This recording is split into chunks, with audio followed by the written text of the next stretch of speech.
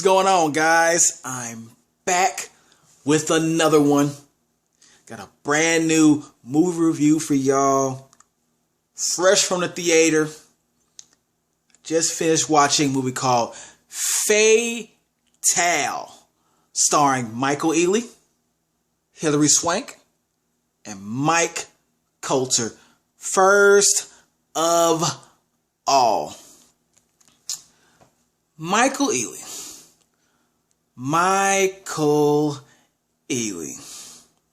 A lot of y'all remember him from the old school barbershop trilogy back in the days, right?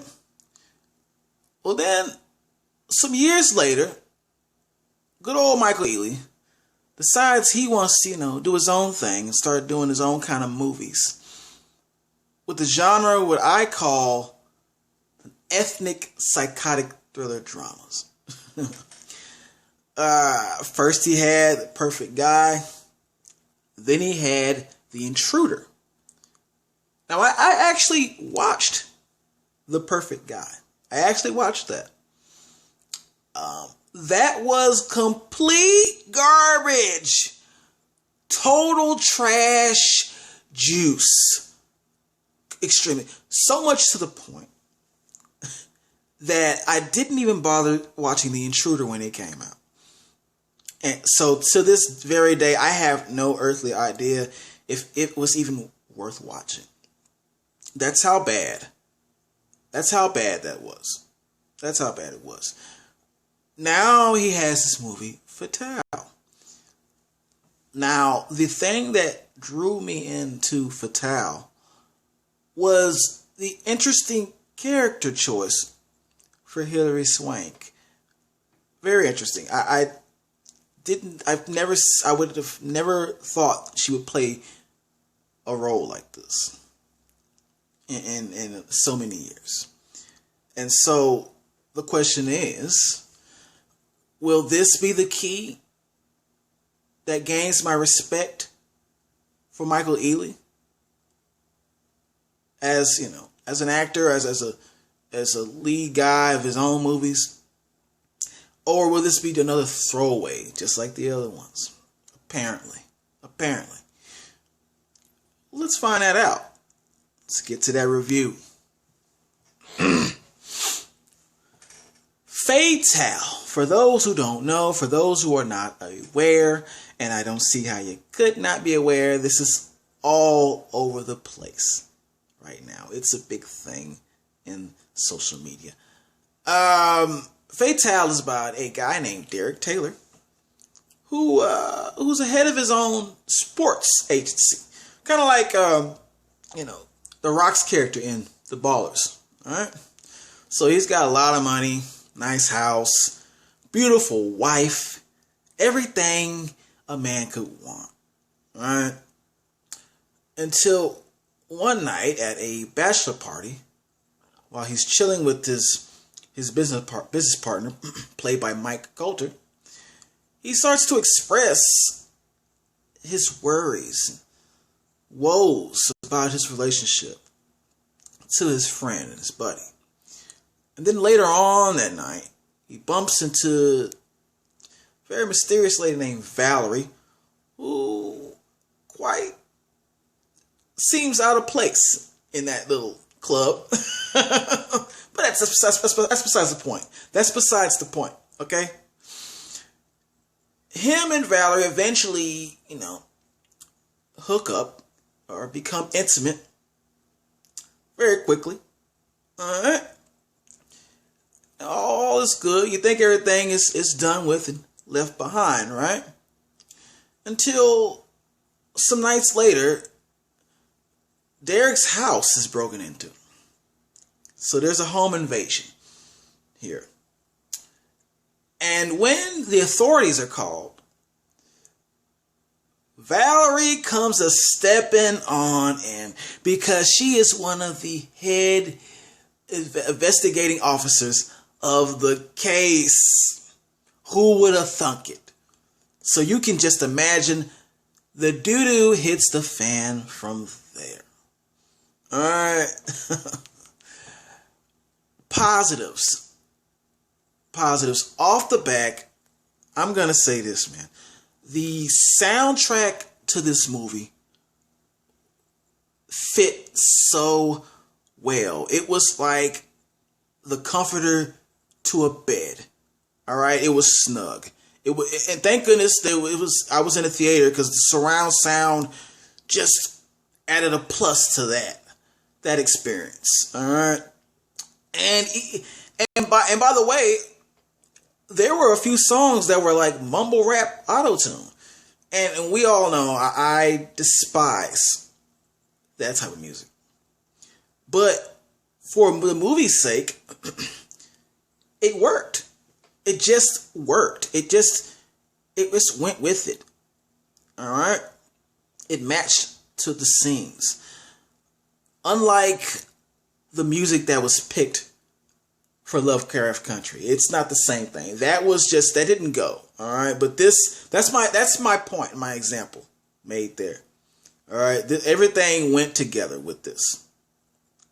So I really was entertained by the soundtrack to this film. Okay.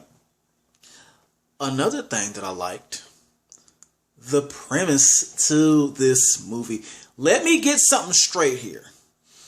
Because I hear a lot of people, before I even did this review, talking about how, oh, it's just another version of Fatal Attraction.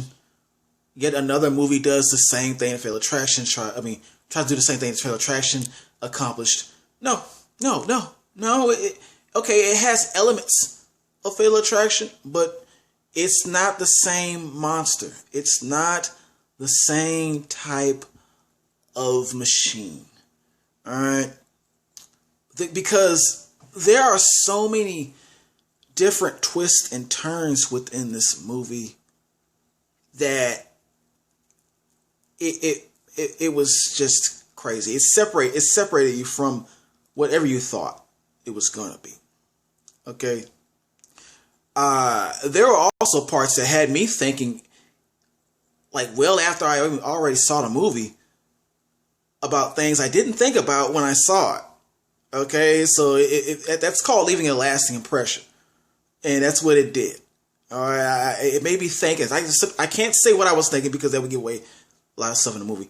But to make me do that, it's pretty good. It's pretty good. Okay, that's a pretty good thing to do to me. So this is separated from Fatal Attraction on so many levels. Trust me.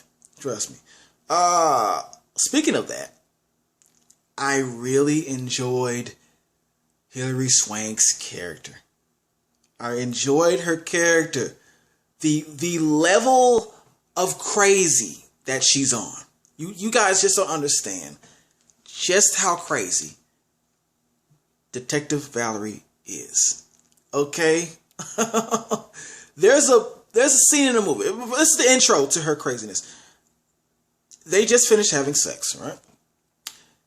He's ready to get up, go. He's got to go to work. So he's looking around for his keys. All right? He looks up, asks her, okay, where's my keys? Because I have to go to work. She's like, they're in the hotel vault. He's like, well, could you give them to me? I'm trying to play around here. I gotta go to work. She's like, well, give me some more. Now, a lot of dudes are going to say what they would do in a situation. But realistically, you got to do what you got to do to get your keys back. You're not trying to go through so much drama. Just get my keys back. Let's go. That from the start would let me know just how crazy she is. That would have been it's almost, somebody say it's too late. Yeah, it's maybe a little too late. But that would be my warning right there. That would have clicked right there in my head. Yeah, it's like, yeah, she's not all up there. All right, she's not all up there. That's the warning. That's to let you know. Another thing, her character, respect her gangster. This character, she is so gangster. All right. I'm gonna tell you, there's a scene in there in the movie where somebody is, caught slipping, say that. And she is allowed from that moment to unleash a wrath of gangster like no other. I can't say what happens because it's gonna ruin. I just want that part to sneak up on you. Okay? Okay? That was so crazy. I almost got up and clapped, like, but I was becoming for the villain. That was crazy. Alright? But that was just so unexpected from her.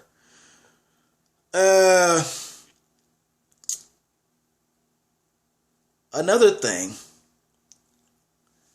or a misconception that I want to get to before I get to the negatives. Hillary Swank, in the eyes of the media, has been portrayed as not necessarily attractive or traditionally attractive. I'm going to tell you right now, man. Watching this movie, I am so attracted to Hillary Swank now. I don't care what you think.